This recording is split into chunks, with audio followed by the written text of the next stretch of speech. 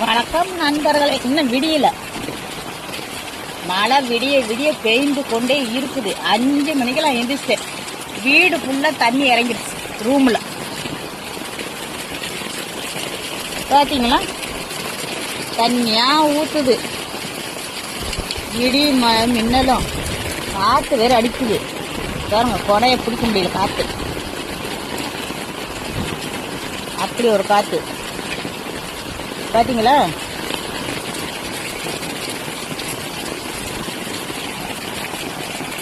வீட்டுக்குள்ள ஃபுல்லா தண்ணி, ஃபுல்லா தண்ணி. அதை சோமாரிக்கிட்ட உட்காந்துட்டு இருக்கேன்.